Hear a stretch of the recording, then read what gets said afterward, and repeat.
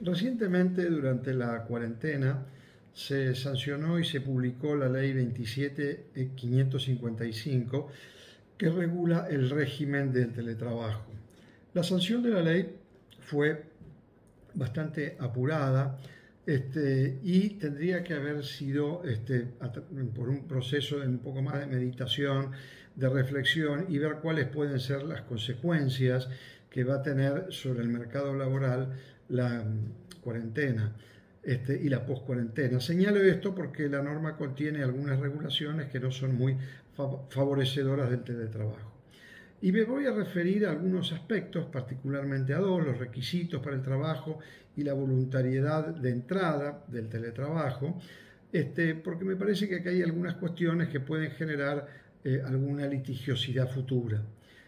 Como una primera apreciación general, tenemos que señalar que la ley que regula el teletrabajo y el teletrabajo es una forma de organizar el trabajo que tiene dos requisitos: afuera del local del empleador o de cualquier local del empleador, pues el domicilio del trabajador, y por tecnologías de la información y comunicación, que es lo que comúnmente se llama TICs, es decir, a través de internet, celular, teléfono, comunicaciones digitales, mensajería instantánea, chat, entre muchas otras que hay hoy y otras que aparecerán en el futuro.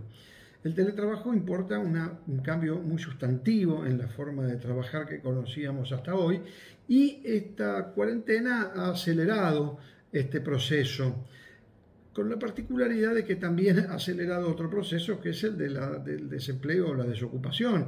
Y el teletrabajo pues, es una herramienta muy útil para poder paliar estas consecuencias. Pero bueno, la regulación que tenemos establece algunos requisitos que dificultan este tipo de contratos. Quiero señalar que en algunos aspectos se ha tomado ideas de la legislación española, pero de otros sustanciales se ha apartado de la legislación española y también del sentido común. Diremos que los requisitos para que una persona sea considerada teletrabajadora es que esta persona trabaje en un lugar que no sea el establecimiento del empleador, puede ser su domicilio o cualquier otro, y utilizando estas tecnologías de la información y la comunicación. Esta persona es un teletrabajador cuando reúne estos dos requisitos. Sin embargo, nos encontramos, digamos, con una primera dificultad, que es, digamos, una clasificación entre el trabajo presencial y el teletrabajo. El trabajo presencial es el que se presta en el centro de trabajo del empleador, y el teletrabajo el que se presta de la manera indicada. Ahora, ¿qué pasa cuando se presta parte del trabajo en manera presencial y parte en teletrabajo? La ley española, como yo les decía, solucionó esto estableciendo que cuando el trabajador trabaja más del 30% de la jornada laboral en teletrabajo, es teletrabajador. Y esto no está previsto en la ley argentina, que es esto de efectuarlo total o parcialmente el trabajo, que es lo que dice la ley, cuando se ejecute total o parcialmente, dice la ley 27.555, en un establecimiento que no es el empleador y por medio de estas tecnologías de la información y comunicación. La primera pregunta que surge es, bueno, ¿cuándo este mix de teletrabajo y trabajo presencial se rige por uno o dos sistemas? Tenemos varias alternativas. Uno, que es el sistema, digamos, español. Bueno, todo lo que, si es menos del 30%, se rige por las normas del trabajo presencial, y si más del 30% se rige por el teletrabajo. Pero la ley argentina no establece esto. Entonces, acá tendríamos varias posibilidades que dependerá de la reglamentación. Una posibilidad es que cuando teletrabaja se aplican las normas del teletrabajo, y cuando hace trabajo presencial se aplican las normas del trabajo presencial. Otro criterio que puede ser adoptado es hacer el de la actividad preponderante. Es decir, bueno, ¿cuál es la mayoría del trabajo en donde se presta? Pero como no hay ningún parámetro, por lo menos hasta ahora, habría que ver o definir cuál es este parámetro. Y la otra es que se regule siempre por el teletrabajo. Bueno, esto es un primer tema que va a dar lugar a cierta conflictividad y que hubiese sido conveniente regularlo desde el principio. La regulación del teletrabajo es incompleta. Es incompleta porque la misma ley introduce el teletrabajo en el artículo 102 de la ley y dice que una ley establecerá los presupuestos legales mínimos, que el convenio colectivo va a establecer algunas reglamentaciones particulares y que una resolución de la Secretaría de la Superintendencia de Riesgos va a regular todo lo referido a el tema de los accidentes y enfermedades profesionales. Pero fíjese una curiosidad. La misma norma que introduce el artículo 102 de la Ley de Contrato de Trabajo es la que establece a continuación del artículo 3 y siguientes cuáles son estos presupuestos legales mínimos que no quedan incorporados a la Ley de Contrato de Trabajo. Y estos presupuestos legales mínimos son múltiples, van desde, por ejemplo, la igualdad entre el trabajo presencial y el teletrabajo, aspectos de igualdad de remuneración. Uno de ellos es el que vamos a ver ahora, la voluntariedad, otro es la reversibilidad, y aspectos centrales quedan librados también a la negociación colectiva. Y con esto quiero señalar que mientras no haya negociación colectiva en estos otros aspectos, rige la autonomía de la voluntad, es decir, el principio de autonomía de la voluntad, que es lo que las partes acuerdan, o la decisión del empleador, que resolverá sobre estas cuestiones. Uno de los aspectos más relevantes es la voluntariedad de teletrabajar. Es decir, esto se vincula con la elección del lugar donde el trabajador va a cumplir o va a desempeñar su tarea.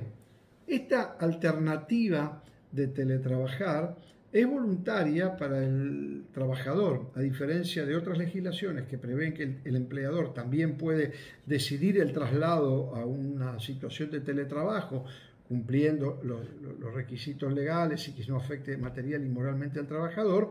Bueno, en la Argentina esta decisión es únicamente voluntaria para el trabajador y contempla dos etapas. Una al inicio, es decir, al ingreso como teletrabajador, ingreso directamente como teletrabajador, y la otra, el traslado de una posición de presencialidad a una posición de teletrabajo, que es lo que habilita el artículo 7 de la ley. Ahora, para el traslado se necesitan dos requisitos. Primero, que este traslado sea de aceptación voluntaria por parte del trabajador. Es decir, el empleador no lo puede obligar al teletrabajador a cumplir estas tareas. Y la segunda, requisito, esta voluntariedad tiene que ser expresada por escrito, que es un recaudo sustancial. Sin esa expresión de voluntad no hay traslado. Y esta expresión de voluntad debe ser previa al traslado. Yo creo que esto, que también está en la legislación española, puede ser una oportunidad interesante en esta expresión por escrito de acordar algunas cosas. Por ejemplo, si el teletrabajo es permanente o es transitorio, si es plazo fijo, si es eventual, en un supuesto. Por ejemplo, otras cuestiones accesorias como los elementos que le va a dar el empleador al trabajador, cuáles son un inventario de los mismos, la devolución de estos, inclusive podrían pactarse algunas otras cuestiones, mientras que no se altere la sustancia, relativas a la reversibilidad. Ahora, hay excepciones en las cuales el teletrabajo es forzoso. Son los supuestos de fuerza mayor. Por ejemplo, durante la cuarentena, los trabajadores que no eran de servicios esenciales debían cumplir tareas similares desde su lugar de aislamiento, que podía ser su vivienda u otro, y en este caso debían teletrabajar. En el caso de un incendio del establecimiento también puede pasar lo mismo. Es decir, esta voluntariedad inicial es una excepción al ius variandi, que es la facultad del empleador de modificar lícitamente las condiciones de trabajo. Si el empleador en este caso no podría forzar al trabajador a teletrabajar, y si así lo hiciera, el trabajador siempre tiene la posibilidad de hacer una acción de reinstalación. Como principio general podemos señalar que esta norma, digamos, no es una norma clara, no es una estructura clara, sobre todo porque hay otras normas de difícil compatibilidad, que es un punto central, que es la igualdad de derechos entre los que teletrabajan y los presenciales. Y esto tiene algunas cuestiones, porque no todos los derechos pueden ser aplicables a unos y a otros. Por ejemplo, supongamos que los trabajadores presenciales cobren un adicional por transporte. Bueno, este adicional no sería aplicable a los teletrabajadores. Y como esto, hay tantas otras circunstancias más. Yo creo que hubiese sido conveniente tener un tiempo más de prueba del teletrabajo, haber esperado el fin del aislamiento, haber tenido alguna experiencia y en base a esto regular el teletrabajo de una forma autónoma, como un estatuto especial, dadas las características que tiene este instituto. Pero como no ha sido hecho así, yo creo que estas regulaciones y otras más, a las cuales me referiré en otras charlas, creo que van a generar algunos litigios, lamentablemente, en un momento en el cual la sociedad va a estar necesitada de la creación de empleo. Muchas gracias y hasta la próxima.